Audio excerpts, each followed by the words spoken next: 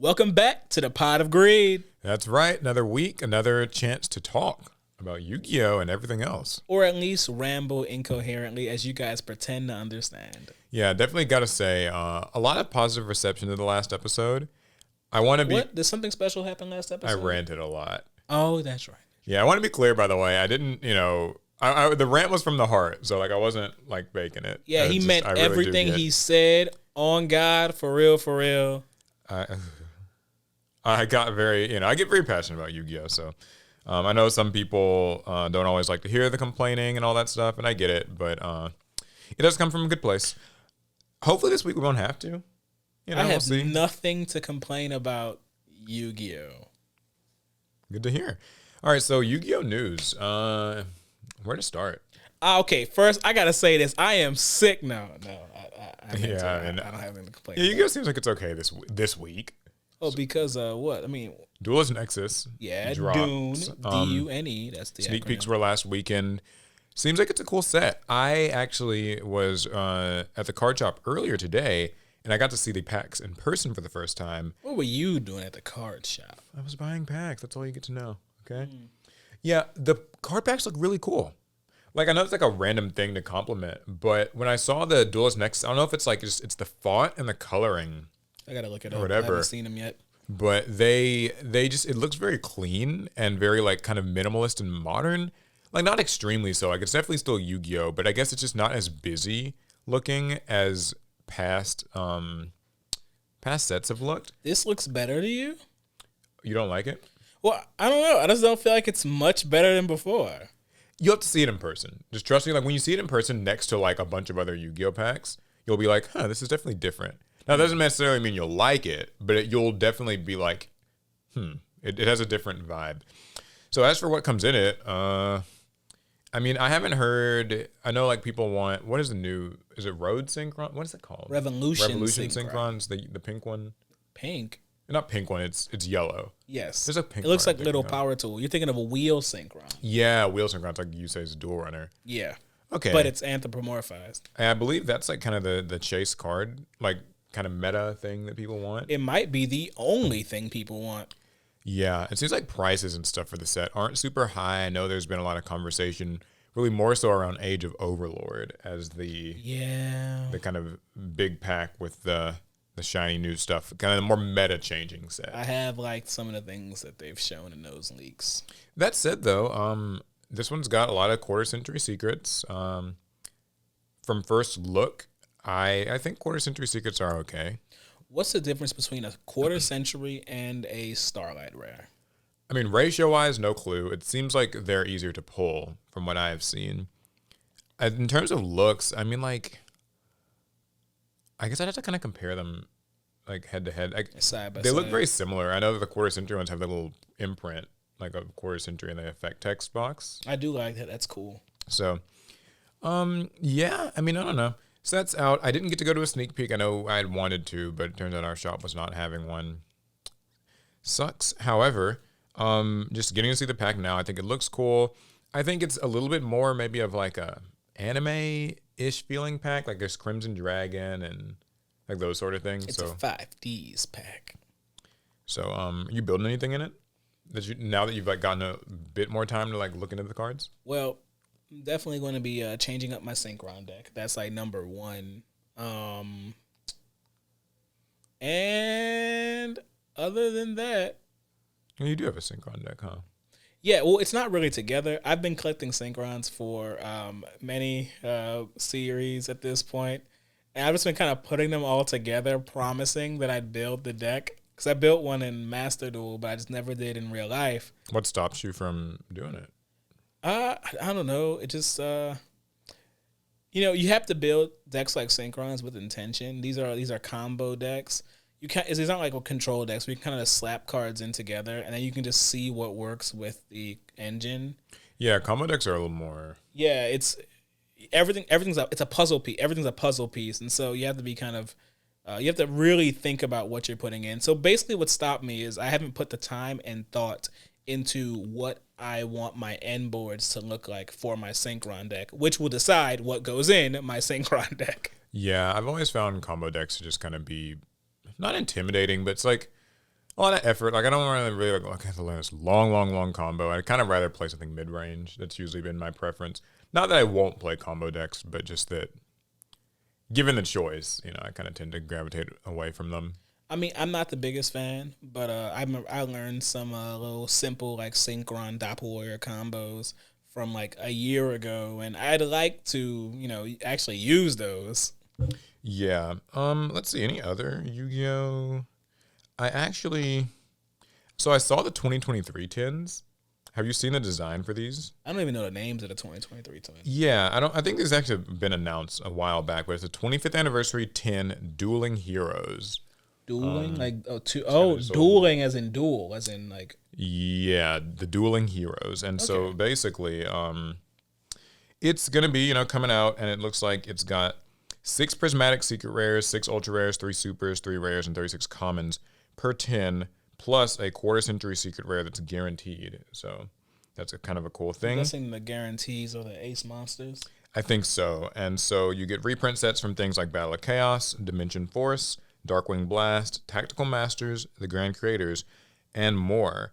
And the quarter century secret rare version of one of the 16 monsters decorating the sides of the tins, some of the most famous and iconic monsters used by the series Dueling Heroes. Freeze. 16? What monster? What 16 monsters do they have? So the cover has, of course, all of the protagonists outside of, I guess, Yugo's the one from Rush Duel, right? No. What's his name? What is his name? Who is the Rush Duel protagonist's name? I forget his name. I forgot his name too. Okay, well, he's not on the tin, but it's basically, like, Yugi, Yusei, Yuma, Yuya, Yusaku, and Jaden. And so anyways, just from what I can see from the preview image, there's like Dark Magician, Exodia, Red Eyes, Rainbow Dragon, Cyber Dragon, Neos. And then if you look on the sides, I see Firewall Dragon, something I can't quite make out, and that's about it. So it's going to just kind of be ace monsters and ace adjacent, probably some Utopia forms, that kind of thing. I wonder if they'll do all pieces of Exodia in 25th anniversary. I think that they would need to. Like, to not do that would be a bit of a... I mean, But then again, with that still wouldn't be the most valuable Exodia set, would it?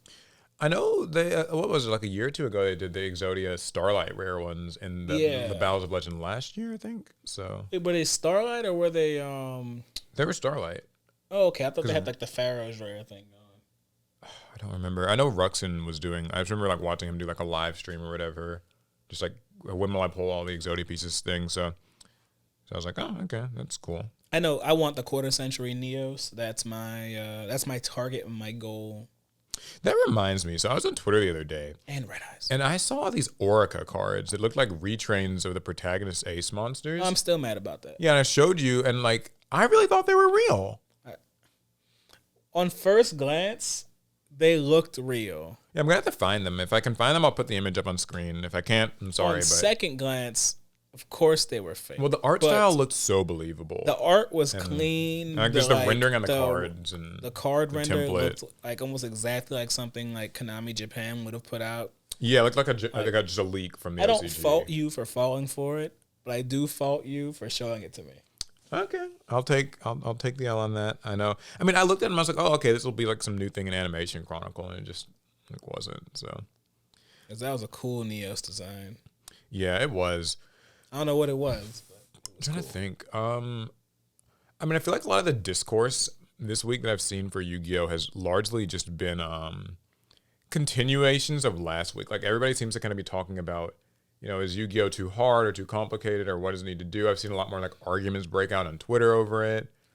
Yeah, I remember. Actually, just yesterday we were looking at a guy made a cube on Reddit, and the goal of the cube was to introduce people to Yu-Gi-Oh, and I thought it was a great idea. I said, "Oh man, this could be really cool. Maybe we should play it on the channel." And then I started looking at the cube, and it was just cards from like the first like 3 sets of Yu-Gi-Oh.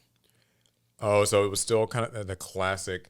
And see, I think that's always going to be the trouble with like making a like So he was like marketing it, I guess, as like a teaching cube, right? Yeah, it was like a way to teach you someone a Yu-Gi-Oh. game. But See, it's tricky because it's like what I was saying about those starter decks that they're supposed to be releasing later. You got to be careful because like you don't want the starter deck to misrepresent Yu-Gi-Oh. yeah, Like it still needs to have elements of like doing more than one summon in a turn and like kind of what link summoning is and what Xyz summoning and stuff is.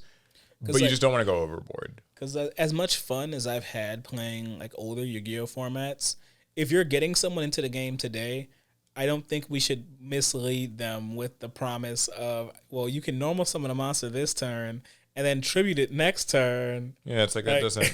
Let's be realistic, right? Like, that's not going to happen. Not likely. I mean, I will say, I think a cube or a draft or like a battle pack, bring that back, Konami, please, those would all be like really cool potential things. Yeah. We've had a lot of fun with the battle packs. I remember that was I always love playing Battle Pack 1 and Battle Pack 3. Battle Pack 2 isn't my favorite. Yeah, Battle Pack 2 is a little bit harder to balance because the one with like the big monsters and it's kind of, that's the theme, but it's a little bit trickier. But that one does have Ancient Gear Golem. True. Speaking of Ancient Gear Golem, we did start a new series. It's up on the channel now. It's live. We can talk about it. It's live, yeah. A Slifer Slackers in the house. Slifer Slackers, sequel to Rare Hunters for those who watched it and enjoyed it. We changed only a couple of rules. We can talk about it a little bit here. Yeah, I mean, wait. Oh, yeah. The main thing is the winner now gets to pick whatever card they get from the loser so that the loser just doesn't wager a useless card. Oh, yeah, I guess for anybody who's like maybe hearing about this for the first time, I'd be surprised. But yeah, Rare Hunters was a series we did like kind of last year and early this year where we would go through all the classic Yu-Gi-Oh packs. And each episode, we'd open a box of them and like 12 packs each, build decks. We went from Legend of Blue Eyes all the way Eternity. to Flaming Eternity. Yeah, and so we'd build decks and then the theme was Rare Hunters. So if you lost, then you had to give up your rarest card, which early on was a lot of fun. Although like at some points it got a little, you can't control what you pull from the packs. And you quickly realize oftentimes your rarest card was not your best card. Yeah. Like there was like one episode where I pulled the Dark Magician Girl, which was like an epic pull, but like staking it as my rarest card kind of actually could feel weird. Or like weird ones where like you pulled Blue Eyes Toon Dragon, but for me to win Blue Eyes Toon Dragon from you wouldn't really mean anything because like I don't have Toon World and I like passed the chance to pull it. So sometimes the best cards in a set were like supers and like sometimes even commons. Yeah, so we just decided that the winner picks the loser's card, and there's some small limitations on like what they can and can't pick. So they can't break the other person's deck. But yeah, that was one thing. We added starter decks, the GX starter decks into the mix. You know, the one with Blade Edge and yeah, that one. Yeah, it just gives us some staples off it has rip. brain control in it. Yeah, pretty insane, like brain control. Among other decent cards. And we're also getting reprint packs of Dark Revelations 3. Yeah, just inject some more just powerful like older cards into that card pool as we move through GX because certain sets can fall flat but we don't want any of the duels to ever feel flat. Yeah, our goal is just to try to kind of make it as entertaining and just give us as wide a range of cards. We don't want boring duels. We want interesting duels, And because I mean, we can turn nothing into something. I mean, with the first Rare Hunters run, I mean, you guys have seen some of those sets, and we've still managed to have these epic games. Yeah, but it's not easy. Yeah, sometimes it's like not, it doesn't. It's also like kind of an issue too with old school Yu-Gi-Oh, where as much as I love kind of what people call caveman Yu-Gi-Oh, it can have its like slower or more dull points. So we always try to make an effort to at least give ourselves decent enough cards that our decks can kind of some self-expression in the decks, right? And we never pull like enough blowout cards to ever. The games never really feel one-sided. We never pull that well. Now, so check that out. It's all over in the main channel. We're gonna be trying to upload a new one every couple weeks. Every 2 weeks is the goal. But I will say right now, those old packs are expensive. So yeah, guys, it's no joke. So we'll see how far we get before we have to start begging or something. We tap out. But yeah, man, getting old school Yu-Gi-Oh packs, it's cathartic. But I always feel like I'm like just destroying a piece of history when we rip these old packs open. I mean, in a way, but we're also recording it. That's true. There's documentation. Online. It's documented. It's documented that we're destroying history. It is crazy, I guess. Do you ever consider that like I suppose that's like part of the price of like those old school cards, but like no one was really recording themselves opening packs back in 2000 and whatever. You know what I mean? No, I mean back in the day, cell phones weren't even a thing. So Yeah, like you wouldn't really have like a phone. You probably didn't have a camera. There was no YouTube for a lot of that period of time, and so like basically you it's just weird. Like I guess like you're just opening your like imagine you're just a kid and you're just opening these Metal Raiders packs and like there's no documentation, so like it never happened, quote unquote. You know what I mean? Like it just yeah, to I mean, anyone there's but the cards person that are doing it. unaccounted for, right? Yeah. I mean, when you think about it, there are first edition Legend of Blue Eyes White Dragon cards that are in the wind. Yeah. No one knows what happened to them. They're probably all damaged, but there's no idea. We have no idea how many of those exist in the world. Right. This isn't like the TV show when it's like there are 4 Blue Eyes White Dragons, rip, and now this one can't be used against me. Yeah, it's kind of interesting. So here's also something else that's kind of new that I saw people were talking about on Twitter was, I'm pulling it up right now, but Konami actually gave an official name to kind of what players have usually called inherent summons. So as you guys know, special summons kind of come into 2 groups. There's effects that special summon cards, Right. and then there are cards that kind of just summon themselves. Yeah, with the effect that's in the text. Yeah, and so that would be like, your Cyber Dragon, Dark Arm Dragon, whatever. Or maybe like Blackluster Soldier. They don't start a chain. And up to now, people have always kind of used just different community-made terms, but the one that we kind of have settled on the most is like an inherent summon. That's right. And it's a little bit tricky, though, because when you're explaining that to a new person, like, yeah, like you can't negate this because this is an inherent summon. And that's nowhere in the rulebook. And like it's not really something the rulebook ever said. It was just like it's just how it functions. And so it seems like according to Konami's website, at least on the Konami EU site, I don't know if this is actually on the US site, but it says that special summons fall into 2 groups. 1, effects that summon. This includes monsters that special summon using a flip, ignition, quick, or trigger effect, like Mr. Tomato. It also includes spell and traps that summon a monster, like Monster Reborn. All of these effects and cards start a chain. And the second one is built-in summons, and that is their term for it. These are monsters that can special summon themselves in a special way that doesn't start a chain. This includes cards like Cyber Dragon.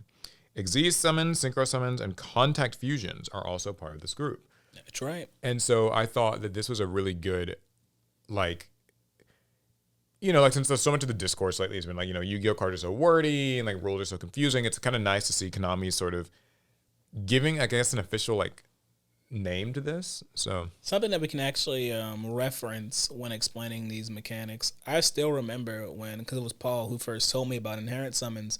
Because, I've been playing Yu-Gi-Oh! Ultra casually on and off for years, and I didn't really know all the rules. And I remember I was trying to activate, was it White Horn of Heaven or Black Horn of Heaven? Oh, yeah, the Horn of Heaven. We were dueling in the dorm, and I had the horn, I activated it, and you were like, nah, you actually can't use this. This only works on inherent summons. And I was like, I don't even know what an inherent summon is. I know, and I hate it's always that kind of moment of teaching where it's like, oh, well, inherent summon's not really actually, so. And the thing is, actually, even when he explained it to me, I still didn't quite get it. So the simplest thing I could do was I just took all the Horn of Heavens out my decks. I was like, I'm not gonna worry about it. If they can only be used for a specific type of special, I don't care.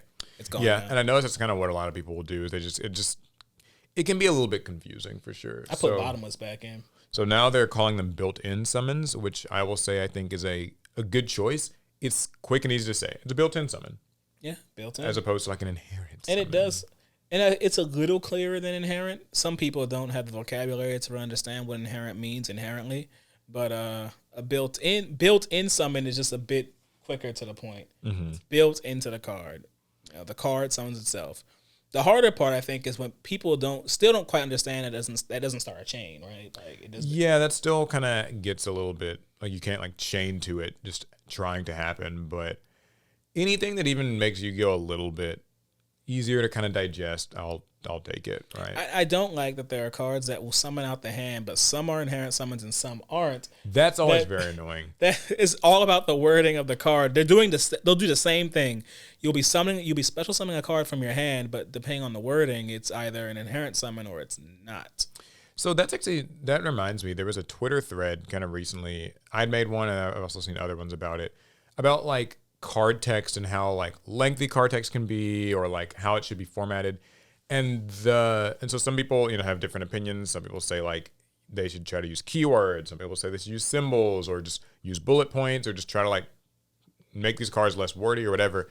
And the conclusion that I kind of have come to around that is usually that I think that problem solving card text is written so well that like it's very difficult to like misunderstand it once you know the mechanics of everything. Yeah, once you know when how it works, it's it very works mechanically like, intuitive.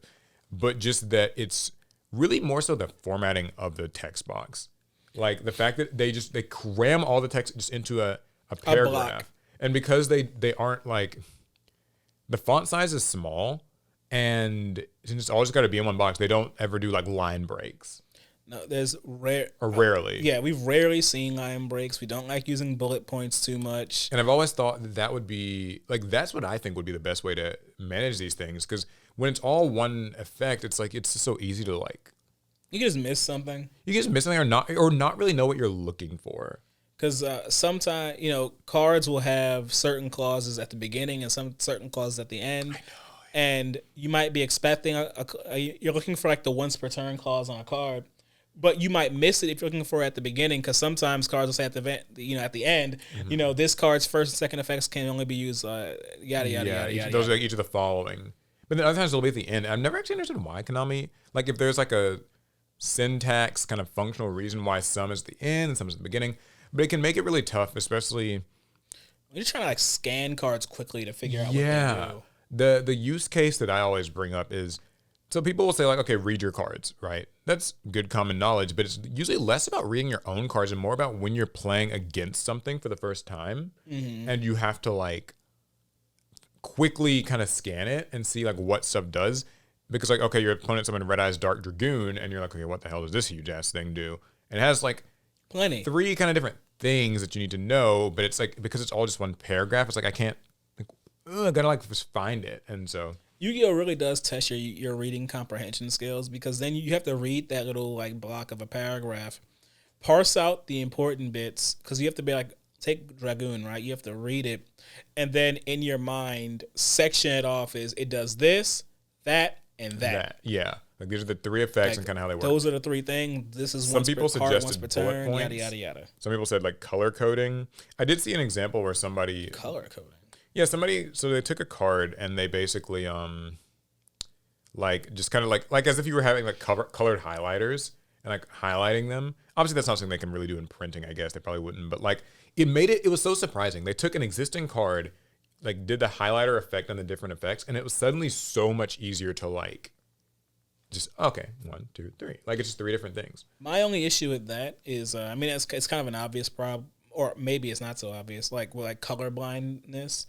Like, I don't know how you do a like color coding system for people who are colorblind. What it really comes down to, I think, is just it needs bullet points. Like, I think that's the most like practical. Little dots they're simple. There's also something I noticed that other card games do that other card games like have bolder fonts, like a thicker font. Yeah. Yu-Gi-Oh's font is very thin. It is very thin. And so it doesn't help that.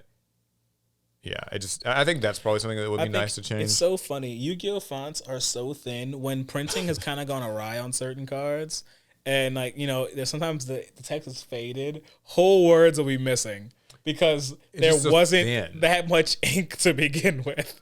Yeah, so I think, and something else is, this is the last thing I'll say on this so I don't get into another rant here. But I think using the name of the card when they say things like you can only activate the effect of Eldritch, the Golden Lord, once per turn, I wish there was like a slightly shorter hand way to say, like just to say that. I don't know what that would be, so I'm not going to, but like. What if, because like, what if they just like resorted to like an acronym? I don't know. Because I was reading a card today. It was like Ringo Worm or whatever. Ooh. The one it's from like Cyberstorm Axis. It's like Ringo Worm, the dragon guarding the 100 apples or something like that. Oh, worm as in W-U-R-M. Yeah, W-U-R-M, yeah. Okay. And it's like Ringo Worm. I was thinking of the stuff you dragon guarding the 100 100 apples or something like that. And then it's like, in his effect, they also have to say, you can only activate the effect of Ringo Worm, the guardian of 100 apples once per turn. And it's just like, that always feels like a little bit because that's like literally a whole line or like line and a half that you just have to kind of tack on to the end of like an already kind of wordy card. I do wish that in the I guess advanced format of Yu-Gi-Oh, we had that kind of rush duels rule where all cards are just inherently once per turn. I know They never write once per turn in rush duels because all cards are once per turn. I know we can't do that because we have certain cards that are once per turn and some cards that aren't, and some cards have hard once per turns. Soft ones, yeah. It's one of those things where you do realize that those are some of the benefits of a reboot. Like, I'm not going to say that, like, oh, it's reboot Yu-Gi-Oh! But, like, if they were to do so, that would be a nice benefit, is that they could just have a blanket, every single thing is once per turn. And it is implied, and so it is no longer, like, a thing you have to write in. I got a crazy question for you. Uh-oh. If you, let's say you had to reboot Yu-Gi-Oh! Like, you don't get to say yay or nay, right? Okay. I have to you have to reboot it. How would you start? You have to present this to gamers tomorrow. Really loaded question to ask me on the spot in the middle of the podcast. Okay, hey man, if you got hired by Konami, that's how fast you. Okay, so here's the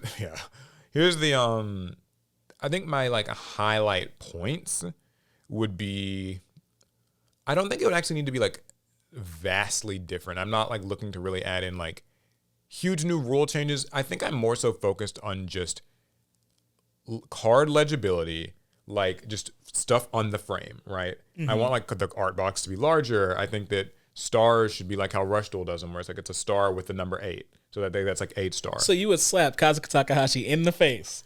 That is not what I said.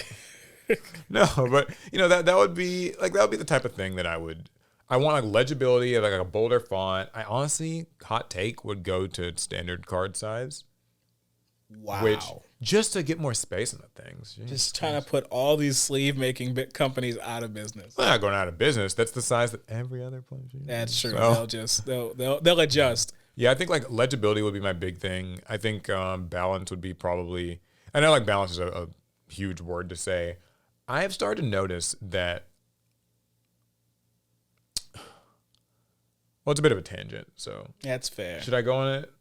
It's like not too much of a tangent. Go for it. Shoot. We got time. It's a podcast. Yeah, okay. So my tangent is that there are so many things in Yu-Gi-Oh! That I notice as I like grind Master Duel and all these things where you play against all these different archetypes. And I'm starting to realize some archetypes are made weaker on purpose and like stronger on purpose. Mm-hmm. So at least that's the feeling that I get. So many cards can be balanced with just little tiny shifts in like just how much is free versus how much is kind of worked for or comes with a cost. So something that I've been really liking is these cards that like will search something to your hand, but then you have to put something on the bottom of your deck. Right. There's a lot of so like Springen's Kick comes to mind, and there's like a few others like that. Like there's that Melfi search card that because there's their spell, and I'm starting to think that can actually be a really good way of balancing stuff. Anytime that you're getting a search, it should not get to be a +1. It should always get to be like a 0. And then another thing too was I think that there could be like more searching in end phase. So I hate Bestials to death, but at least with Magnamut, he does search in the end phase. And I think that sort of a thing can actually really help. Wow, but y'all said Odd Eyes was terrible because it pioneered searching in the end phase. Well, see, that's the thing I thought of Odd Eyes, where like I think we need more cards. I remember the first one I remember was like GNX Neutron was like. Oh, we don't talk about that. Way back in the day. I think like stuff like that where it's not that you're making the cards like garbage or caveman vanilla things, but just that like if your search comes in the end phase, that means you have to end your turn. Actually, I'm mad. You just reminded me of something. Guys, can I tell you about the time Paul forced me to build a GNX deck or GenX or whatever you want to call them on Master Duel? Oh, for a bit. And he forced me to play him and win. It was for a bit, for a video, that's all. That took way more gems and effort than I ever wanted to put in. And he triggered this memory because I know exactly how GNX Neutron works, and I shouldn't because I've never wanted to play the deck. Could I say poor GNX needs like something new? No, they don't. Yes, they do. They need to stay in the dust.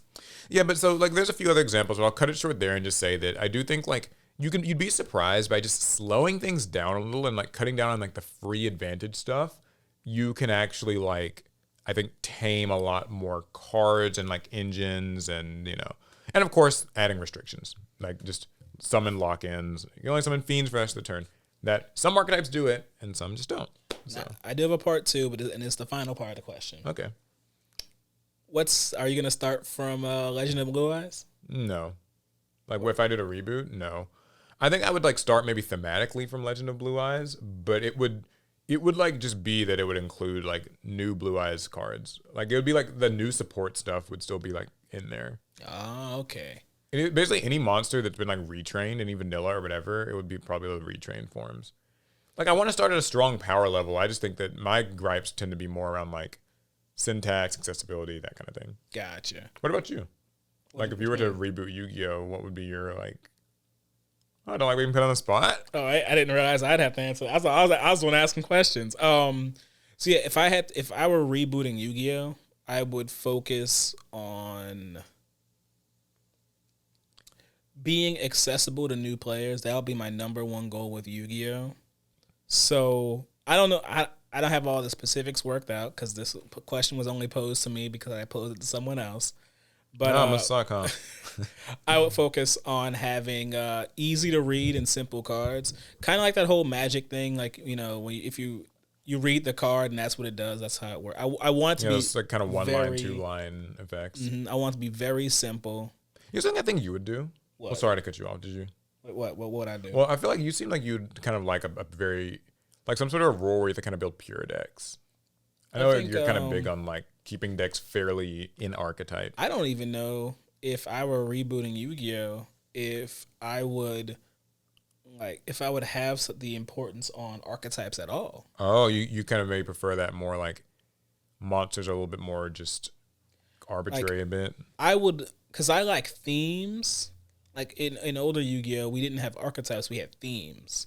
Just kind of related cards that you can put them together. They kind of work together, but they really don't. Right. I don't know if I were rebooting Yu-Gi-Oh, I don't know if I just bring back full on archetypes. Yeah. Yeah. I love many archetypes in Yu-Gi-Oh. I do. Like I can think of quite a few just off the top of my head. Plunder Patrol, Spriggans, Heroes. I love them, but I don't think I'd do that again if I had a choice. Okay. That might get me killed in the comments. Yeah, I know. Like archetypes have done their part, and I think making the game more. So I would say that it's actually probably the one part of Yu-Gi-Oh that I think helps with its accessibility is that you can just point someone in the direction of an archetype. Mm-hmm. Now, there are holes I can poke into that, but I will say that it's nice to be able to say, okay, what do you like? Like, what are things that you like? You like pirates? Okay, there's like a pirate theme thing. Do you like, like Star Wars, whatever? Do you like dragon waifu girls? There's dragon mates. Like, you can like kind of point people. I probably wouldn't bring all the waifus over. I'm sorry.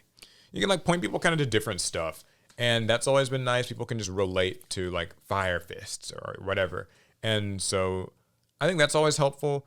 Probably the one little gripe or like small issue that I guess can come of it is because archetypes have gotten so unique and like all that.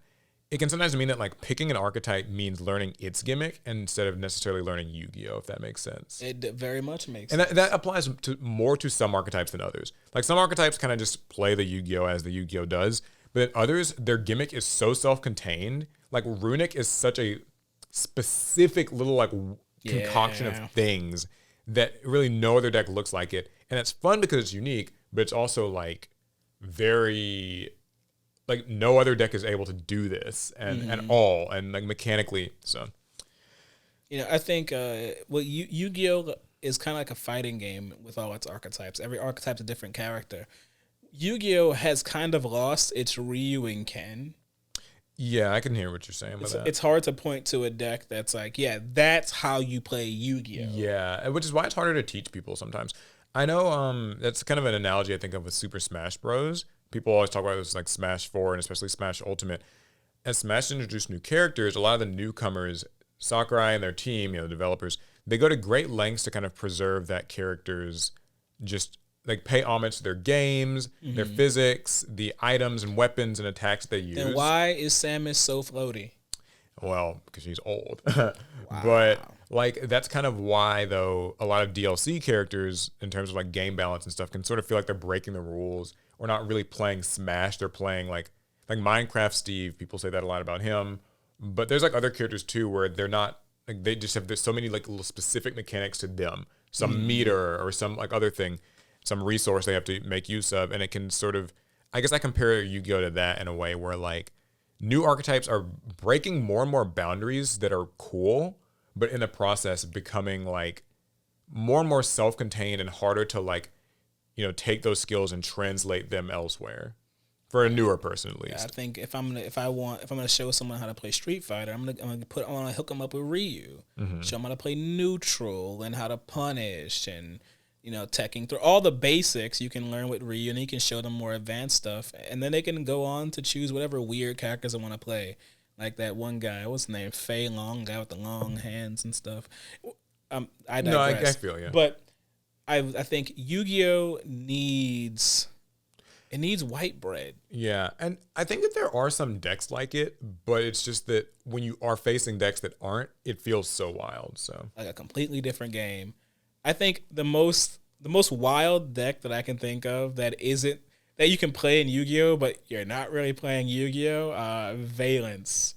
Yeah, Valence just turns it into something else too. Valence is playing a completely different game. I mean, they can. And the crazy part is they'll still do like normal pendulum-esque combos, but then they slam one of your monsters into the spell and trap zone, destroying your spell. You're like trap, and it's like, huh? Oh, then they summon their monster from the spell and trap zone. It's very. it's a weird deck. Oh, there was one other thing that actually you'd pointed out to me yesterday, like from comments. I apologize. Well, typically Alec is usually the one who like reads a lot of comments and just sort of, we'll talk about like, oh, like you what guys make me happy and depressed often. So yeah, I'll let you have the stage because it was what. Oh, I don't remember what I said. Oh, okay. You were telling me about how like you feel like a lot of people in the comments are like of these podcasts, like with the last episode. Like, what did you say? Oh man, yeah. I really don't think you understand where Paul is coming from when we talk about Yu-Gi-Oh. I think a lot of times, I am a casual Yu-Gi-Oh player. That is my stance. That's my position. That's where I'm coming from. Paul is actually different.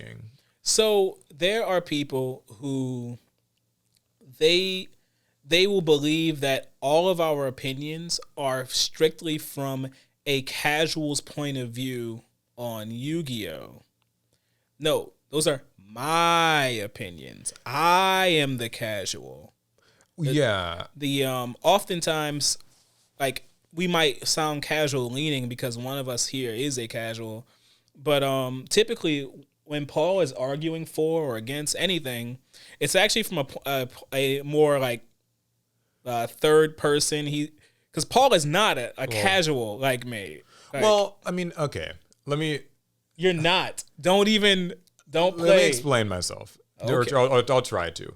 So my understanding from what you kind of said was just that there are a lot of comments, I've seen a few of them, where people will hear me like ranting about Yu-Gi-Oh, saying like it's not accessible enough and it needs to be more accessible, or like it feels too like overwhelming for like newcomers and stuff like that.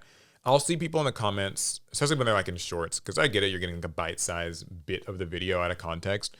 But people will say like, okay, you're just complaining, or you're just supposed to be like a filthy casual, or if you hate this game so much, then stop playing, or like this would be easier if you would just read your cards or whatever. It's like, and all those things are good to direct at me. No, not even at you. They don't need to direct abuse at you. I mean, it's a little abuse and so bad. The impression I'll sometimes get is like that. The impression that I'll sometimes get is just that people think I'm like, so for instance, I'll say things like, I made a tweet the other day where I was like, it's interesting. Don't you mean a Zeet? You're right. I made a Zeet the other day.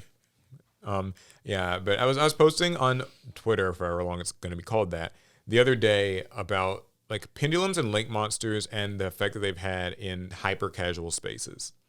And so I Zeet went something along the lines of, I find it interesting to see the effect that pendulums and links have had on Yu-Gi-Oh's image in casual spaces. They seem to be the reason that a lot of people cite as why they drifted away from the game. And then I quoted people as saying like, I quit Yu-Gi-Oh when they made the monsters into spell cards, or when they added those weird arrow things. And so that was my tweet. And there were some people who responded, and they were kind of like angry at me. They're like, well, like, I don't know why you're complaining about these links and pendulums so much. Like if they're simple, it's just this, and the other, or like, well, if you've done this and other, you would understand, like whatever. And people, and I'll see comments like that, and I think what people don't always understand is like, my tweet said nothing about my personal opinion on Pendulum monsters or Link monsters, or whether I think they're too confusing or crazy or badly designed or well designed or anything. I was only saying that it has been interesting to observe the effects that they've had on casual spaces, like hyper casual spaces. I'm the casual space. No, not even just necessarily you. I'm talking like the hyper casual. Like when we go to these like anime conventions. Oh, them. Like things like, DreamCon or whatever, like Anime Expo, where you meet like just these people who like, I played Yu-Gi-Oh as a kid and then like I kind of played it and I stopped because of this. I find it interesting that while those mechanics are like cool and interesting and like different, they seem to be a reason that a lot of people cite for quitting the game. So when I'm tweeting that or zeeting that or saying it on this podcast, I am not saying that. Or zeeting it on this podcast. Zeet always sounds like a weird sexual thing. Well, we're going to have to get used to it. It sounds like you pronounce it like a skeet or something. No, not a skeet.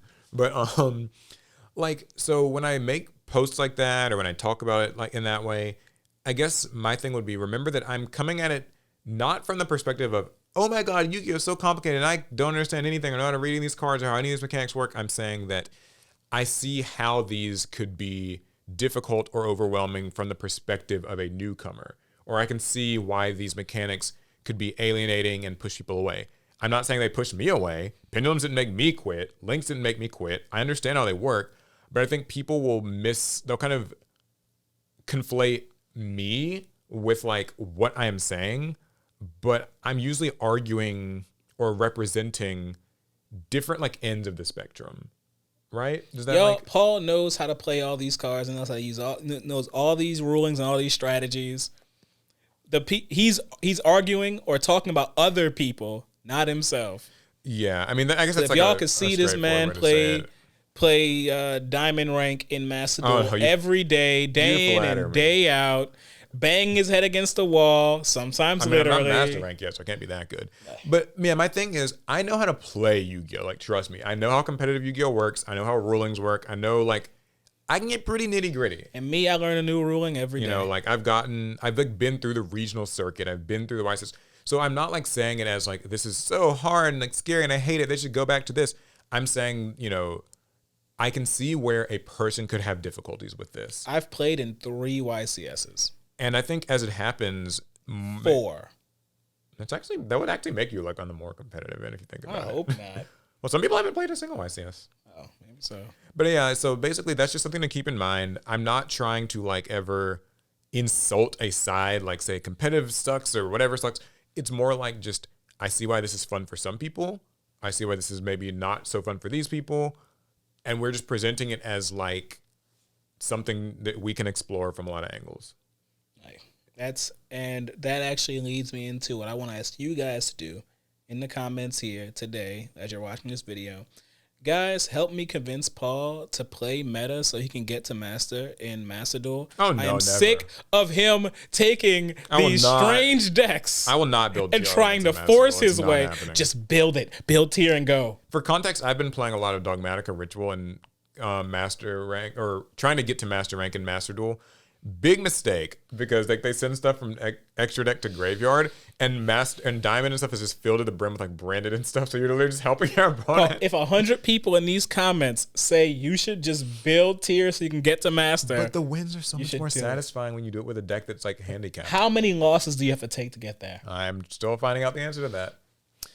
Okay, that's enough Yu-Gi-Oh! We've got other stories. That's true. There's other card games. There's other torches to be had. But this is actually kind of a fun one.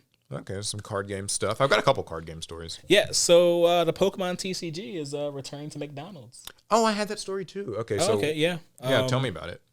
Because I only saw the headline. So it hasn't been confirmed in the US yet, but at least in Europe, they will have it'll be a new Happy Meal it's a new Happy Meal promotion featuring Pokemon trading cards. The set will include 15 cards, all of which originally came from the Scarlet and Violet base set released earlier this year.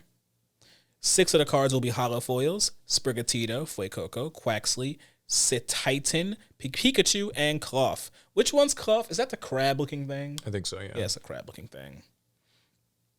Happy Meals will also include a special match and battle toy like last year's set, although with an updated design. No US release has been announced yet, but we can expect it to release at the same time, like reasonably. That's really cool. I will say I wish that Yu-Gi-Oh cards could come back in McDonald's packs, honestly. I wonder why that hasn't happened. Yeah, Konami's done it. They did 2 different runs of Yu-Gi-Oh cards too. Yeah, and honestly, the GX one I kind of missed that. I don't know how I did as a kid. The GX one was like a better one. It actually had some neat cards. I don't know, for some reason, like there's something about Cosmo Queen and Millennium Shield. That's true first too. pack. I mean, so it's cool that Pokemon's going to be maybe that's the boomer in me. It is. That's okay. It's okay to be a boomer sometimes. You can quote me on that. Yeah, I mean, it's cool that they're coming back into Happy Meals. Pokemon's kind of maintained like it's every other year or so. It kind of has like a Happy Meal thing. Mm-hmm. So obviously Pokemon's like, it's pop culture. It's huge. It makes sense. Kids will love this. I was at the card shop earlier today, like I was saying, and there were some kids buying Pokemon cards in the card shop and like looking at the cards. And it just took me back because like they were so amazed at just what they were seeing. Like they were like, ooh, that's like the blah, blah, blah, like the red Gyarados. And like they were like asking the guy at the shop like just how much like the cards are worth, and they were just like talking about things that they'd like seen, like I guess heard at school or like seen online or whatever. And it's like, oh no, but that one they say like if you get this, it's whatever. And they were just so into it. It was like 2 or 3 like kids, and I guess like their dad, or maybe it was like someone's dad and some friends. No idea how Pokemon has managed to just keep like bringing kids in and enamoring them with this card game.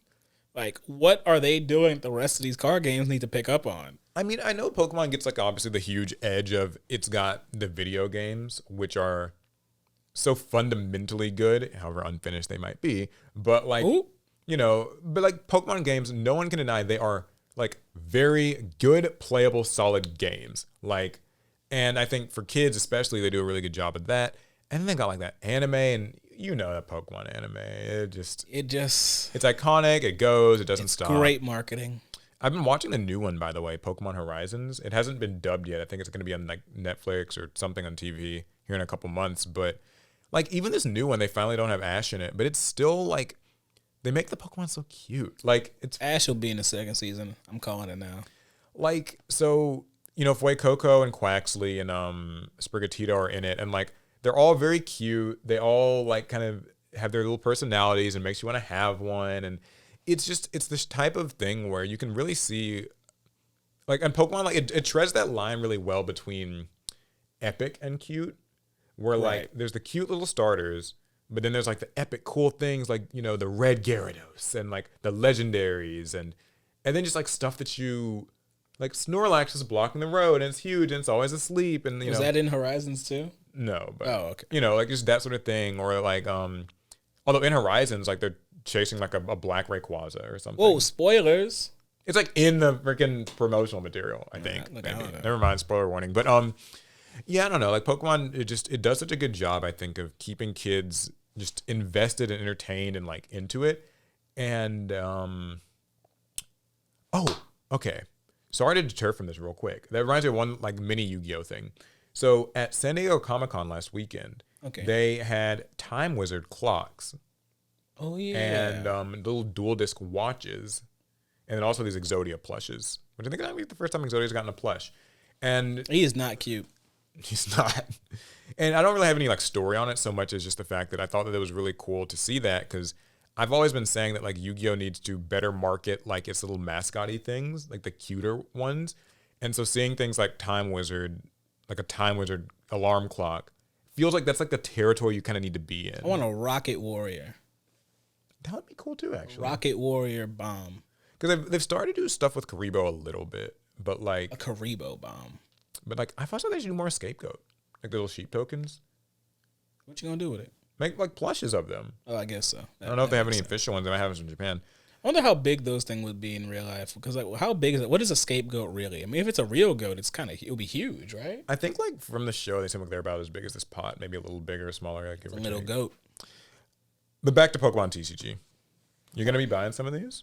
Oh man, see, I just haven't bought a Happy Meal since I was oh yeah, you have to buy a Happy Meal, don't you? Yeah, so I probably won't, but I know that won't stop a lot of the rest of you adults, so have at it.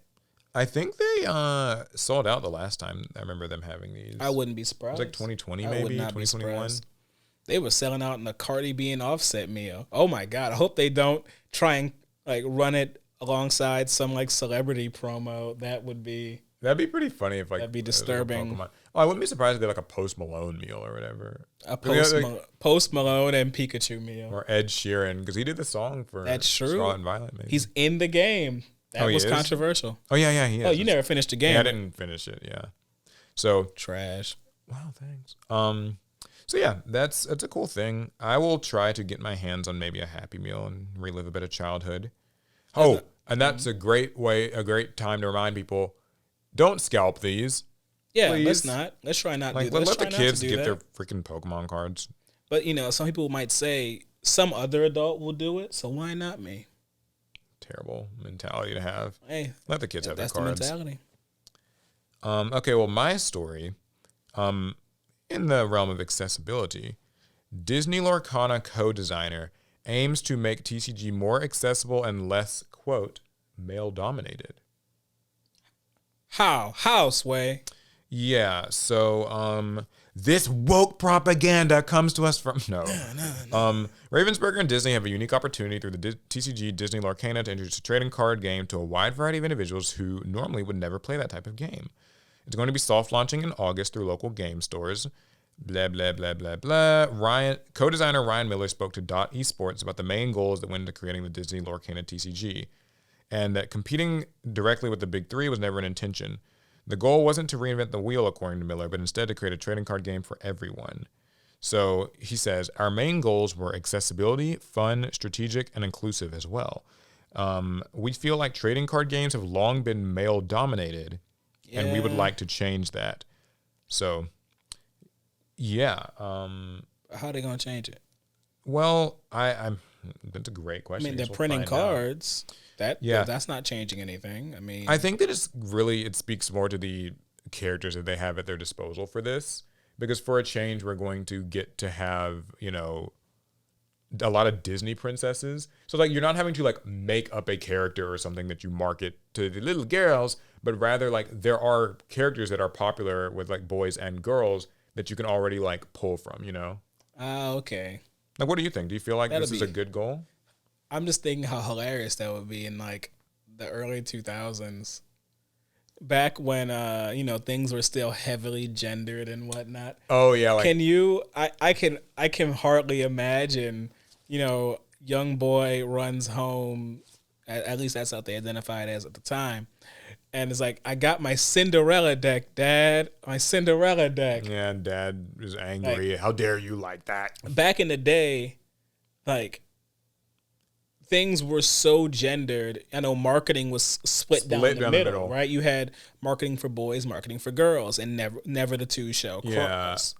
Yeah. Now, but I guess Lorcana is a little different because unlike every card game that came before it, it will be, I guess, it's not really cross marketing, but like it's just just everyone. Everything. Everyone can be here. Everyone can be here. Everyone can play, which is cool. I mean, there's a lot. I'm pretty sure there's lots of like young boys who love the Disney princesses just as much, or if not or maybe more than like girls did. But at the time, yeah, it would have been a bad look. I think that accessibility thing is very good.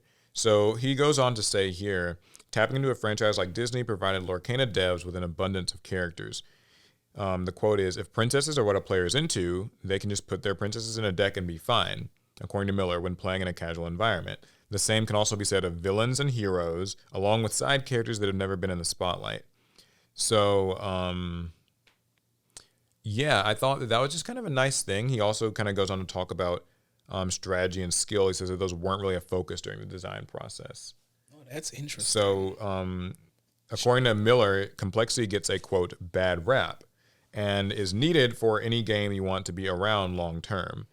So they seem like they're kind of taking less of a like, we want deep, complex mechanics and more of a, we want everybody to be able to just like kind of play this and enjoy themselves. Right. And I think that, at least on paper, obviously we'll see like how that all plays out, but that sounds good. Like it does. It sounds well intentioned. I wonder how successful it'll be. I think if they're successful, we'll see it through the kids that play. I think as far as adults that play, it'll probably be the same adults we're used to seeing. Yeah. Maybe I could be completely wrong about that, but we'll see. Like by like how many and like if kids, if it's like an inclusive group of kids, then they did a good job then. Yeah. I think my only other thought on it, I guess, is just like, will it be something that like will pull off a few like Magic or Pokemon people? I'm sure a few will at least be trying it out. I wonder if it'll actually convert anybody.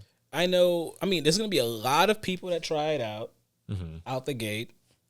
Now, whether or not they stick with it, that'll be almost entirely decided by what type of like tournament circuit and whatnot does Lorcana provide. I really enjoy, because we have a Pokemon local scene in our shop. I enjoy how much there is to that. These like Pokemon weeklies, I mean, they have their little chart where they track how many or whatever they do. I don't understand how it works, but it seems to be a lot of activities that keeps these kids engaged while they play Pokemon. If Lorcana is even half that, I think it'll be very successful, at least with kids. Yeah, and just one last thing, I guess, on the male-dominated space thing. He's right. I mean, like, card games are definitely a male-dominated space, and even, to this day, like, I think Disney Lorcana is well-positioned to change that because it's new. I know with a lot of things like Yu-Gi-Oh! And Magic, we always talk about, like, I'll see, conversations online and stuff about, like, how we need more inclusivity in Yu-Gi-Oh! And that, like, there are a lot of people who still are very, like, bigoted around, like, girls don't belong in this game, or, like, she must not know how to play. She's just, like, looking for attention. Oh, old tropes that you've heard for years. I mean, back in the day, Yu-Gi-Oh! as a brand was marketed towards boys and not girls as much. And so it's tricky now. Sorry, go ahead. So it kind of is like, of course, there are less girls in this space, and that's a shame. Yeah, I mean, like, I think that Disney is in a good position from the ground up, like from the ground going forward, to like change that. With Yu-Gi-Oh, it seems like it's tougher because, like, it's like you said, like, it's so fundamentally kind of male focused that even if you try to take steps now, I guess the game is so mature and a lot of the like foundation has been set. Mm-hmm. So it's still, for a lot of these players, I'm not saying, I'm not defending them, but I think for a lot of players, they'll just never be able to like wrap their brains around the idea that like a girl can like compete in Yu-Gi-Oh! And like be good at it, even though we've literally like watched, girls win YCS events and nationals and things. But like, it's true. But it's still, I think it's still, to a lot of these people, it's like, I guess understandably, it's just going against something that they've known for so long. So hopefully this can change and that. Disney has less of that issue. The Disney brand is so wide and encompassing. Disney has marketed to boys and girls a little differently, but fairly consistently for decades. Yeah. So Disney's, they're no stranger to it. The characters, I think, already do a lot of the work for them. It's probably the one thing that's maybe can come the closest to unseating Pokemon in a sense of just like there's so much that kids can resonate with. My question is this. How long will Lorcana run until they start dipping into the properties that Disney owns that aren't just considered Disney classics? When's Star Wars, when's Marvel? I'd prefer that they don't. But I'd hope that they don't, but it's probably inevitable. It's going to happen. It's going to happen. So they own too much. Any other? Yeah, so I want to talk a little bit about Digimon. Okay. Because not too long ago, we got our last Digimon set, BT13. What's the name of that set? Versus Royal Knights. So the theme is the Royal Knights of the digital world. It's these knights that serve the king of the digital world, or like Yggdrasil or King Drazel. And typically in the Digimon media franchise, the Royal Knights show up to like purge the earth of all like living creatures. That's harsh, but I mean that's kind of what they do. Mm-hmm. But that's not what I want to talk about. What I want to talk about is what they included that no one expected from this set. The Ace Digimon. This is a new mechanic that is being introduced in the Digimon card game. We weren't supposed to get it until we got our next round of starter decks, and then further expanded upon in BT 14. But someone was like, hey, you know what could spice up this metagame? Let's introduce these Ace monsters a set early. Oh, that's what they're called, actually. Yeah, they're called Ace monsters. Or Ace Digimon? Ace Digimon, Ace monsters. I'm Digimon sorry, Yu-Gi-Oh! They're all monsters. But so what aces are, they are hand traps, essentially. Oh, interesting. They give you something to do during your opponent's turn, so you don't just have to sit there and take whatever they're dishing out. So Digimon has not had like kind of a way to interact really with your opponent in their turn. Not really, unless your cards say so. Because if you have a card on board, sometimes they'll have effects that activate when your opponent attacks or when they get deleted or something. Right. But that's still very much kind of more like just undestruction type of thing. Yeah, you're taking damage and now something's happening. You really can't stop your opponent from reaching whatever goal as long as they allot enough memory. You can't stop them unless your security like says no to them, and you can't plan for that. Well, now you can with Ace monsters. We're getting two. We're getting a black War Greymon card. This isn't Black War Greymon if you're a fan of the second Digimon series. It's a black card, War Greymon, and we're getting a purple Metal Garurumon.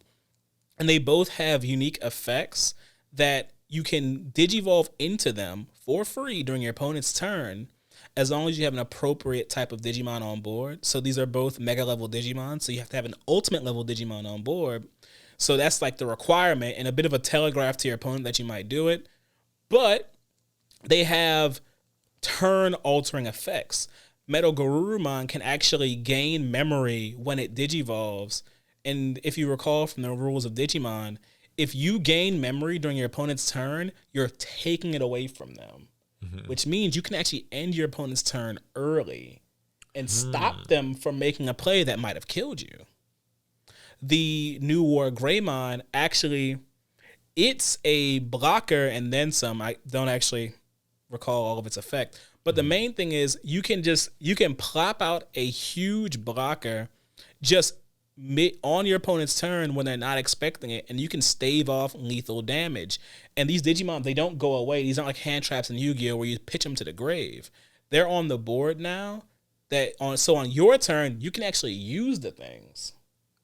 Mm-hmm. So this is sort of like a fundamental sort of introduction to. They changed some of the rules of like how we resolve things in the game. Mm-hmm. They introduced a counter step. Presumably that means there will be more effects like this, and we know from BT14 there are more Ace cards on the way. But now, see, it used to work in Digimon is if I'm your opponent, I declare an attack. All my effects that activate when I attack would activate and resolve. And then all your effects that would activate when I attack, resolve. Then you would declare who you're blocking with if you want to block at all. Now, before you have to declare a block, you can instead blast Digivolve with your Ace Digimon. It's a free Digivolution, and now you get to resolve effects during your opponent's turn and presumably stop whatever they got going on. So how are players receiving this? Has it been like, well, to be clear, I don't keep up at all, like really with the Digimon metagame. So if you're like me, that might have kind of gone over your head, but I do think I have the gist. How do players feel about it? Because that feels like that's like a fundamentally quite big thing. It's huge. Right now, it's the release is limited. It's just 2 cards, and you can only play them in purple decks, black decks, War Greymon decks, or Garurumon decks. So they're not everywhere. Right, but it has been fairly positive. Digimon players like the idea of actually having something to do during their opponent's turn. There are some things that kind of need to be worked out a bit. People have found that these Ace Digimon have very low play costs for their levels, and there have been times people have been able to just abuse that these are cheaper Digimon, foregoing the fact that these are hand traps you can use during your opponent's turn. So there might be some unintended kind of balance issue. Yeah, some like exploitations that can happen. But I don't think we're going to see the full like ramifications of that until BT14 when we get all the other ones because these are just mega level Digimon, which are level 6s. There's also ultimate level ones, which are level 5, and they're even cheaper and easier to play. There's all kind of things that can come up. To contextualize, BT14 is like the name of a set. Yeah, not the name of it, but it's like the 14th Digimon. The 14th set, because they all have names, and honestly, it's hard to keep up with all of them. Yeah, I noticed that in Digimon, they call them just by the number. I can't wait for BT13. And I'm just like, what? Because it's funny, I guess, in most card games, people just call the set by what it's called, or there'll be a sort of shorthand name for Not it. in Bandai sets. But yeah, Duelist Nexus, or Dude. But yeah, it's it'd be weird calling.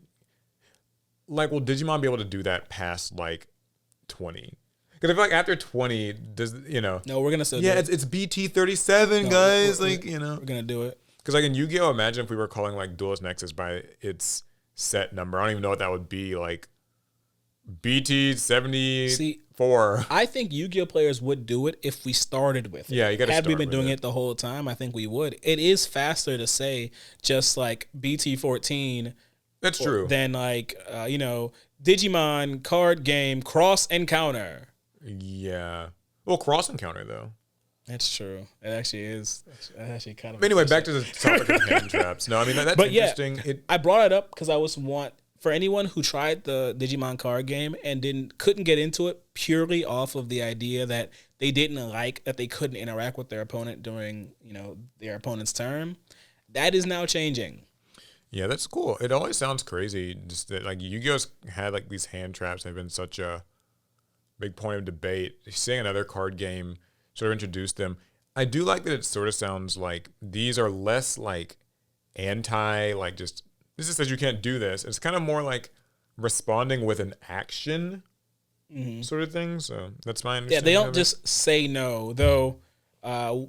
You can, if your opponent attacks, you can end up bouncing an entire Digimon stack off their board before they can use it. Yeah. That can be kind of rude, but it is what it is. It kind of feels, I guess, to me, if I had to make a Yu-Gi-Oh comparison, a little bit closer to monsters like Dogmatica Fleur-de-Lis that you can kind of just quick effect summon and then negate something, or even maybe sort of a Gore's Tricoedia type of card.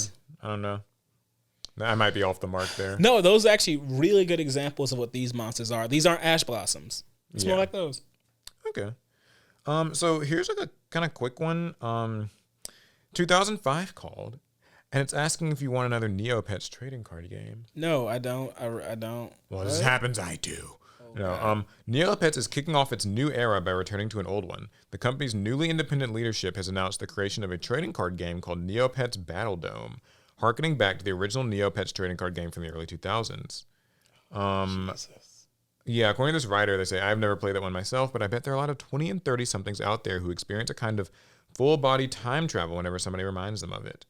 So unlike the original Neopets TCG, definitely experiencing something, which was made by Wizards of the Coast, the new game is being made by Upper Deck. We know that company. That's the same company taking rival game maker Ravensburger to court over the upcoming Lorcana game. But anyway, it's going to be set to hit in 2024, just in time for Neopets' 25th anniversary.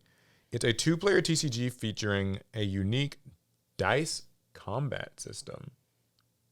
So I don't know what that means. What is that? Oh, God. Innovative deck building strategies and over 20 Neopets to collect. Only 20? Well, I mean, for now, maybe, I don't know. But if the name rings a bell, it's because the Battle Dome was where you'd send your Neopets to fight and die in your name in the browser game. There's no way they wrote that in the article. That's what they wrote in the article. It was from PC Gamer. All right. Yeah, the game will feature over 250 unique pieces of custom art from a bunch of different artists. They really said a bunch of different artists. Yeah, it feels so, unjournalistic. It just sounded like you were summarizing it. That's something I would say. A bunch of different artists. From a bunch of different artists, and you can get a look at it if you happen to be attending this August's Gen Con. That's the one in Indianapolis? Yeah, that's not this weekend, but next weekend. Got it. So, yeah, Neopets trading card game. You playing? No. Under no circumstances. I didn't like Neopets at the time, and so I don't like them today. So that's interesting that you say that. I did not know anything really about Neopets other than, I knew it was big. I knew a lot of people liked it. I did not really engage with it any myself. Obviously, nothing against people who did. Alex did. Oh, Alex liked it? so I couldn't like it. Oh, okay. But you guys like most of the same things. When that's because you've only known us as adults. As kids, Alex and I okay. had to always like opposite things. Well, I'll say this about Neopets. It is one of those weird things. Not like weird as in like if you like it, you're weird, but more like it's one of those strange things that just has kind of had like its pop culture like little like micro niche kind of cult classic thing that just has persisted. Like there are still people to this day that just really strongly reminisce about Neopets. But there's parts about like the early 2000s that people don't seem to so actively like reminisce about. So it's weird because it's withstood that test of time without seemingly getting like a lot of new media that I am aware of. I know someone in the comments is going to tell me like, "What, you missed the Neopets movie last year?" And I'm just going to be like, "I don't know." I don't know. Like there are properties that I think endured. I actually don't count Neopets as one of them. I didn't. Oh, okay. I hadn't thought about Neopets in years until you just now. But if you didn't like it, name. then of course you haven't. I mean, there's things I didn't like but I know it still exists because their like communities are still so loud. I gotcha. I don't know. I feel like maybe I've been watching too much Billiam because like he did like. Oh, he'll Neopets cover everything. videos. He'll cover everything. Well, to pivot then, what do you think of the sound of like a dice-based combat system? I'm horrified. I'm scared. Horrified, but why? Because more accessories, like mandatory accessories in games. Guys, I'm still trying to like get over the core system in Battle Spirits. I knew about it, but there's something about manipulating those tiny little stones while you're playing your card game. I just did not enjoy it. Well, I think that you could also just use like a 20D die or something. There's something like alternative or like there's like token type of cards you can use. But they gave me the stones, so I used them, and I did not enjoy the experience. I will say, anytime a card game uses a resource system like that, I always think like this would just be better off as a digital. Like, it's novel. Thing. It's cool. It's novel and cool until I have to do it. Well, speaking less from the logistics problem and more from like just what it strictly brings to the strategy and gameplay, do you think there could be something interesting there? I mean, it depends on like how we're gonna do it. I mean, dice combat systems exist in many board games, especially in a tabletop like community. Right. So like that's an established thing, like dice-based combat. And in some ways, that actually might be very accessible for people coming from a tabletop space because for them they're used to that. That's how they do battle with their armies and right. I think you have the right words. I think. Guys, I don't play tabletop. Yeah, I mean, Larry's hopefully been trying to I never play, like, do Warhammer lately, so he'll be after you soon. He can try.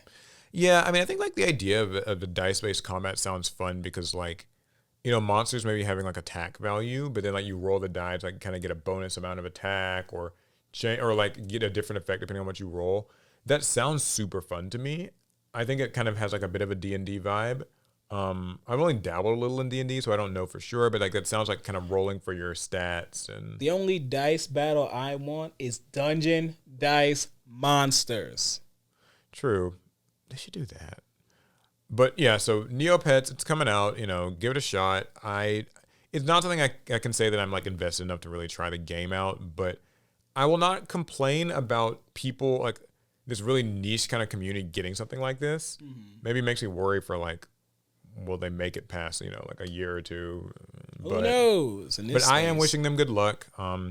It seems like something that at least is more suited to a card game than like Star Wars is. I was thinking the same thing. I was like, hey, at least it's not the Star Wars card game. So yeah, sorry if that sounds unfair to the Star Wars fans. I really just don't think it needs a TCG.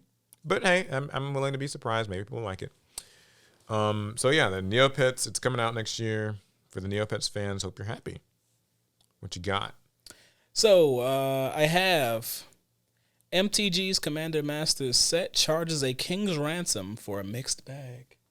Yeah, wow, guys, what a salacious. This is a Magic the Gathering segment. You can tell the person who wrote this headline, like they're having a little fun. Yeah. All right, what's the Magic controversy? So Magic the Gathering. We made it like a couple of weeks. Without like a Magic. Too late. Okay. Magic the Gathering revealed more information about the trading card game's annual reprint set for 2023 Commander Masters. That actually comes out very soon. This release will focus on the popular kitchen table format by stuffing boosters full of ostensibly needed reprints alongside powerful tools and iconic legendary creatures to pilot the 100 card decks. We're talking about Commander. If you weren't sure, we're talking about Commander. mumbo jumbo, but I get the gist. Except fans and players are already beginning to grumble over what publisher Wizards of the Coast is promising to deliver at a price point that many find restrictively expensive. Okay, so what does that mean? A box of 24 draft booster packs is currently being sold on Amazon for roughly $350. That's at the time of this article's posting, which I'm not sure. Over a few days ago, or who knows? While the quartet of collector boosters, which contain all variant art treatments and foil cards, will run someone about $230. Wait, when was this posted? Like it should be at the top. Maybe? July 12th. Okay, so it's been like a few weeks. Been like a couple weeks. Maybe the prices have. But I guess like if it was Commander Masters, I can check right now if you want. It's not even out right now. It is not out yet. So that might be like pre-release hype. I will go ahead and have a look at what Commander Masters cracks. Well, real quick, $345. Okay, so it is okay. Well, woo. All right. So, anyways, continuing with no lies were told here. All right. Compare that to the latest mainline card set, March of the Machines. A draft booster box from a set that's mere months old costs just above $100, and the collector's booster just south of $200. Okay, so the prices on the sealed product is very high. Yes. Are the cards that you pull in it worth a lot? That is the number one question. So, like, how does that? It's no secret Commander Masters has many great reprints. I could go into them, but I won't because that would make it sound like I actually know what I'm talking about. I don't. I just know that there are many great reprints in the set. Right. However, there's a lot of contention on whether or not that actually justifies this price point. Okay. Because, in the Yu-Gi-Oh card game, all cards are made equal. That's that's how it works here. No cards better than another, yada, yada, yada. That's what Konami believes, yes. But see, in Yu-Gi-Oh, we have an MSRP that all things have to be sold for. That's something that I just realized. Like, Alec and Larry were telling me the other day, Magic packs don't have an MSRP. No. Which is, weird. I don't know how that works. Essentially, it means that Wizards of the Coast does not force vendors to actually honor any type of a price point when they sell their products. The seller can choose whatever price they want. So that's kind of how you end up with this, card shops and other places selling things for these, kind of exorbitant prices. So it's funny. When we have reprint sets, they're priced the same as the other sets. But when Magic has them, when they have reprint sets, the price of the set is literally determined by what cards are being reprinted and what the perceived value of those reprints are. That's frightening. That is, sorry to yawn. That actually is really frightening though. I mean, I guess just because that can mean card shops can kind of exploit you. It sucks if you're trying to support your local card shop and they're charging a bunch of money. But also, online sellers, they have no shame. You're going to get price gouged to hell and back. Now, I can see how it's a win for card shops, right? I mean, your margins will be. You don't get to lose out on the advantage someone might have selling online. I have to honor MSRP, but these boxes are going for so much more online. I wish I could sell for that amount. Mm-hmm. So you can always get the market price, but then it leaves your community at the mercy of the market. And the market is not always kind, especially in the trading card game space. You really get burned for it. Well, I can say this. I don't play Magic, thank God. No, but no, that really sucks. I know we've talked about a lot of Lord of the Rings thing with that. Magic seems expensive. Yeah. I'm not saying that as a mark against the quality of the game. I'm saying that, like I said earlier in the podcast, I'm saying that it seems to be a game that is a little demanding, if you want to just buy things. Packs or singles, I assume. So I think that Wizards needs to consider doing MSRPs. I know there's some very obvious reason why I'm sure they can't. I'm not going to sit here and pretend I'm some market expert who understands how card pricing and retailing and production all that works. You're the marketing master. I really don't know. But what I will say is that not having an MSRP just seems like it will never work out for the better, because what shop or what seller is ever going to price like any lower than they absolutely have to? And maybe a better way or worse way of putting it is, the sellers are going to draw the line in front of themselves. Like there's so many hostage situations where like, well, your local card shop just sells it for, like somebody was telling me about like how some structure decks, I guess is what they're like, Like some pre-cons? commander like pre-constructed decks can be like $80 just because like that's kind of what a shop will charge for it, because it's the more in demand one, and so they just put it at 80. And it's like, man, that really. And they release in sets, so there can be in one set of precons that they'll have different prices on them because of what's in them and how good they are. Well, hope they can change that. I think that they should. Good luck to you Magic players. I want some more context, like always with these Magic stories. I'm so ill-informed that we are almost willfully ignorant. Yeah, like Larry kind of like follows Magic the most. I only know like the little bits and pieces that I've seen in press releases. So like, if somebody can shed some light on maybe that MSRP thing, is there an argument for why it's actually like a good thing? Because I would like to hear it. It just sounds it just sounds like it's not a great thing. Right. But if there's like something that I'm like missing, please like educate me. I'd like to know, because that just sounds like $350. Yeah, that's a lot for a box. Like just Yu-Gi-Oh could never, like not realistically. Like Konami's MSRP system has kept things. People can complain about like pull rates or whatever, but like it has kept things in reasonable check in terms of just like the buying experience for sealed product is at least consistent in that way. So, okay. I've got. Well, I was gonna kind of leave this one out because it's not that interesting, but I heard about it. So did you hear about Pokemon Sleep? I meant to include this with the other Pokemon story. It's like Pokemon Go, but you're not going. It's like this like sleeping game that's supposed to improve your sleep by tracking it. It launched last week. It's free with like in-app purchases, but it uses your phone's accelerometer to detect your movements while asleep. Players will have to put their phone on their bed or pillow so it can pick up these movements. While sleeping, you'll catch different Pokemon. The more you sleep, the higher your sleep score, and a high score means more Pokemon can be caught. It also records audio for the night, which sounds like a little creepy. So it can pick up noise like if you're snoring or whatever. Garrett used sleep talk. Now, some players even say that the app recorded them farting. That's like part of the story. So, yeah, I don't know. I saw this was kind of an interesting thing. So, like a sleep tracking game. You know what? The first thing I thought was that's actually kind of dangerous. How do you mean? So, you're not actually supposed to sleep with your phone. Yeah. Your phone should not be on your pillow as you sleep. Well, it says who? Like, what's the? That's a general like safety thing, like fire hazard and whatnot. Because like you're really not supposed to like leave your phone on charge overnight. But I imagine if you're playing this game, that means you're gonna have your phone on charge overnight on your pillow. So if there were to be some type of electrical situation or a Samsung Note 8, was that the 8? 7, I think. think. Note 7 situation, like now you're in mortal peril. Well, I mean, I ain't gonna lie, my phone's usually on my bed when I'm asleep. But I'll say this.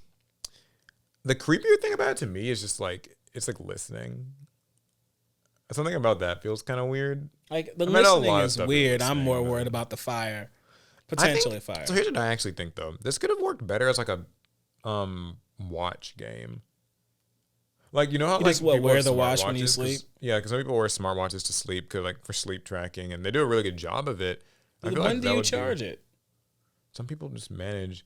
Like, that's not to like get into too much of like a smartwatch, kind of deterrent thing, but like good battery life on a smartwatch I think is important because like I think the most important thing is like fast charging. Because like if you're supposed to wear this to sleep, then I guess you have to like charge it when you're like in the shower or like maybe when you're eating meals or something like that. So the charging would need to be pretty quick to keep you topped up.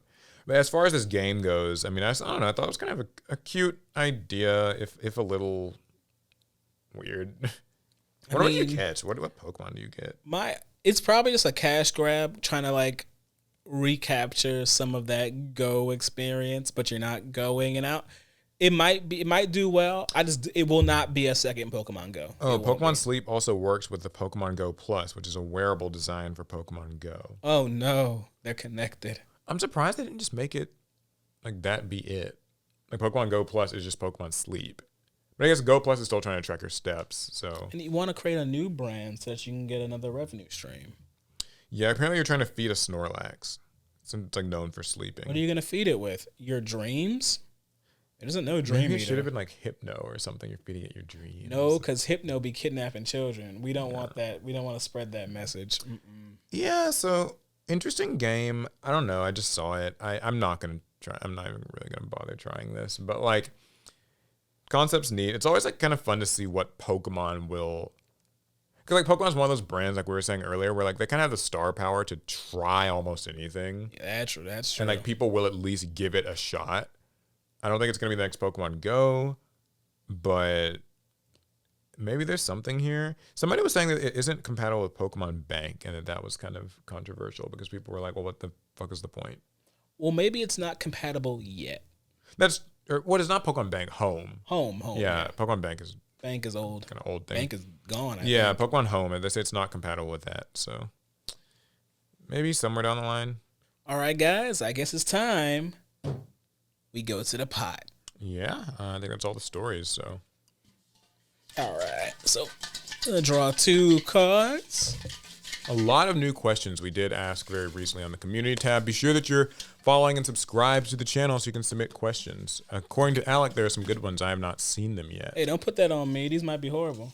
It could be. I got my 2 cards. Okay. Let's grab them both in one. All right, I'll grab my 2 as well. And down goes the pot. I'll start off. Okay. Would you rather support for past non-meta decks or support for past meta decks going forward? So I guess the question is, would you rather for new support to be made for decks that weren't good in the past or decks that were? I don't really have a strong opinion on that, but I'll say probably decks that weren't, I guess, maybe deserve it a little more.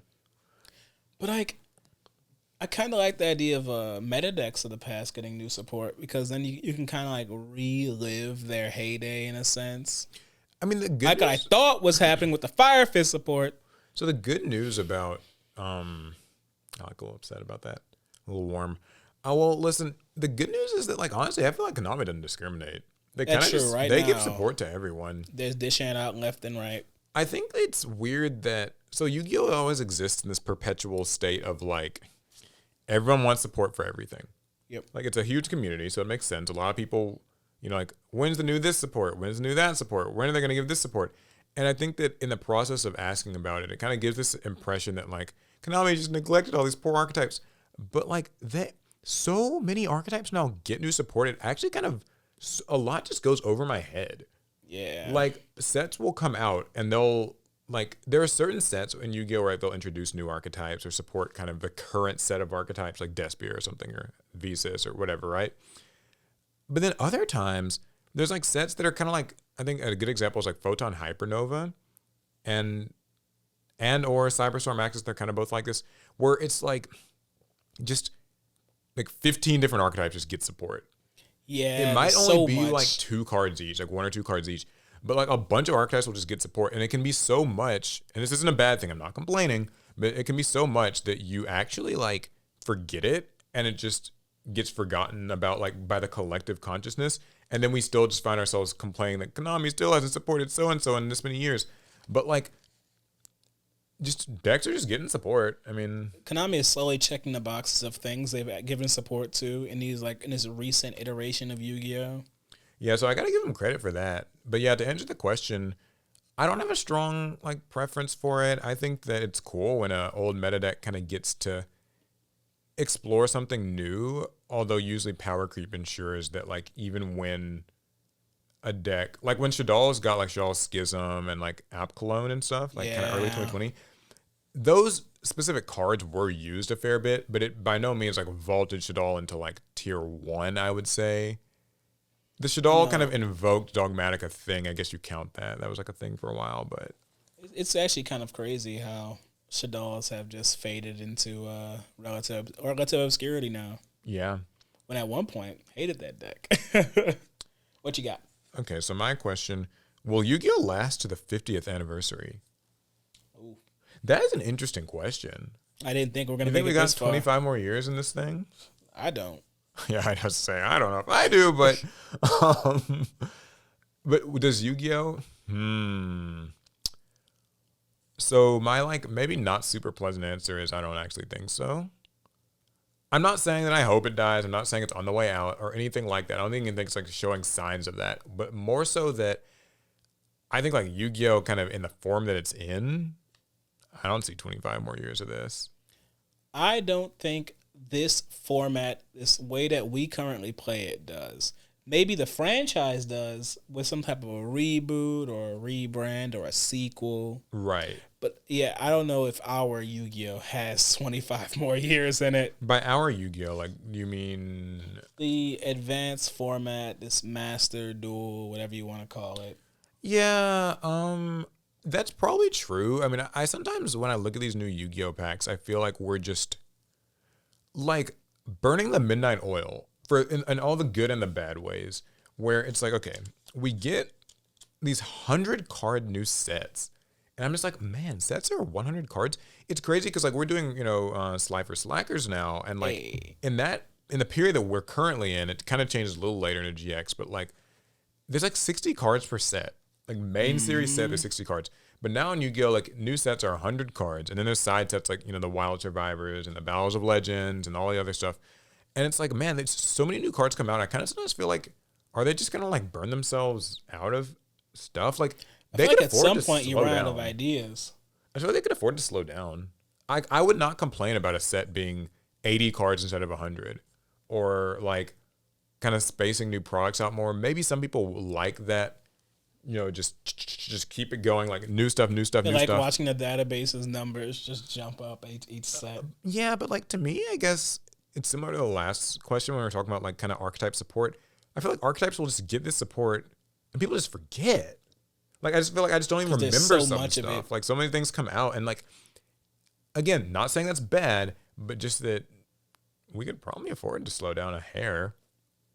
Well, now as far as like making the 50th anniversary, I think in the current state that Yu-Gi-Oh's in, and by state I don't mean like it's dying. I mean like just like you said, the way that we engage with Yu-Gi-Oh now, I wonder. I just don't know if like even consumer like people like kind of cultural tastes and stuff will look. I'll end with this. I want it to hit its 50th, and I think that the Yu-Gi-Oh like IP will, obviously. I just don't know if like just this TCG that we're playing right now in its exact way that kind of is, I don't know if it will or not. I know in 10 years, I will tell myself for a fact that you are not allowed to play Yu-Gi-Oh! Ever again. I might play the video games, but as far as buying cards and playing the physical card game, when I'm in my 40s, I'm going to tell myself you are done with that. It's time to do something else. Yeah, so... Yeah, to be clear, I'm not even saying like it won't, but just like I wouldn't be surprised if it didn't. I might meet up with some buddies over cigars, and we might play a little bit of Yu-Gi-Oh. Yeah, that'll be once every. I'll be in the nursing home playing Master Duel. When the women let us out, you know how it is. Yeah. All right. Next your question. card. Okay. Could Yugi and Kaiba hang IRL with real duelists and like? And if their decks had the real cards? Interesting question. What do you think? So, like we're like Seto Kaiba, Yugi Moto, they're like hanging out, they're going to tournaments, they're buying packs. I want to say them boys would get washed because they don't read cards. That's what I want to believe. However, if Yugi still has that magic top deck power. That's true. Because you guys, you know how many games have you played that have come down to just a top deck, and it's either out or it's not. Yugi will get that every time. Like, Yeah. I think Yugi will run tables. Honestly, he clean up. Kaiba though. Then again, Kaiba's thing is really having the most expensive cards, right? Yeah, Kaiba would have the top meta deck. If So nothing else. Kaiba, if nothing else, will be competitive. You know, like money is not an object. His whole deck will just be starlights. Oh, okay. Yeah, my other question was something that we'd asked. Like, it was so similar to something we'd answered last week. I was gonna.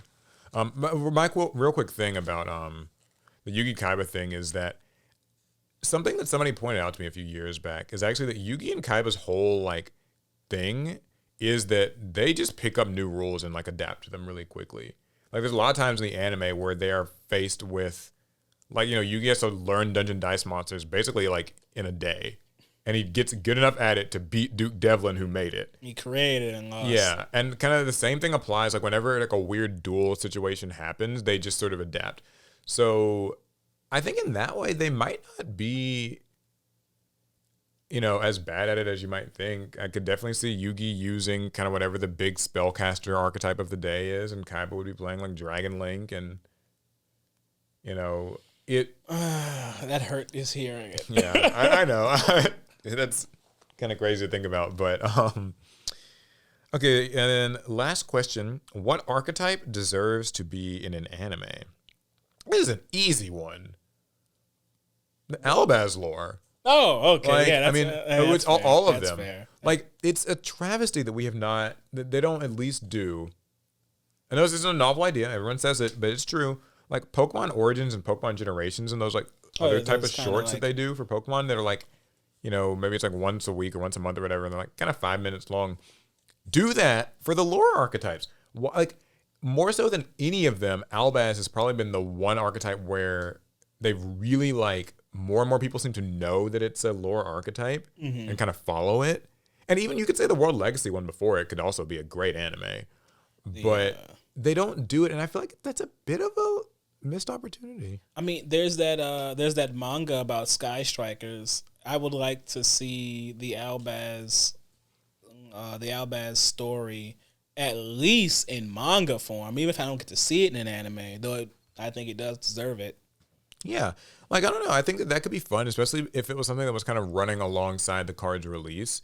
So because a lot of like the Albaz archetypes were like, you know, kind of meta in their time, Dogmatica and Tri-Brigade and Sprite and Therion and whatever sorts of all that stuff. Like, it would be cool if the story is also unfolding as those decks are, as human players are playing them in tournaments and winning, and like it's kind of a cool. It almost feels like you are playing out the story as it happens, and I think that would be fun. Like sometimes when I play on Master Duel, I'll like match up against these decks and be like, "Hey, we're kind of technically like playing out a bit of the story here." Like when I play Dogmatica and I face Tri-Brigade, I'm like, "This actually kind of happened." So it would be cool if. Like, what do you think the right frequency would be for that? Like, a new, like, kind of 5-6 minute thing every month? I mean, I don't know. Or should be like 20-minute episodes? Anime doesn't really do that, so I have no idea. I mean, I think just what Pokemon Horizon, when they were doing, not Horizons, Pokemon, like, Origins? Generations or Origins, something like that. That was like, it was about once a month, right? I think. I don't remember. I don't remember. It's been a while. But yeah, I think like, that'd be cool, and maybe you make it like a 5 to 10 minute episode and just, yeah. I'd like it. I mean, you know what archetype I think should be in an anime? The new Illusionist support, and it should be used by a protagonist in a new Yu-Gi-Oh anime that's running right now. Well, you're gonna have to wait for Go Rush to end. Sorry. Yeah, I don't know. I mean, hopefully they can figure out like some sort of a way to utilize these lore archetypes, because we don't even get the lore books. Nope. So like, at least give us that. Christ. Help us out, Konami. Come on. Anyway, I think that's about it for this episode. Yeah, that was the pod of greed. Yeah, we've been having some sort of longer episodes lately. Hopefully you guys don't mind. I know there's some people who could listen to this for hours, but you know, we don't even have hours to record. Yeah, I always try to like at least maybe cap it at 2, but who knows? Anyways, hopefully you guys have enjoyed. Make sure that you are following the podcast and of course subscribing to the channel and all that other great stuff. We'll see you guys in the next one. Pass turn.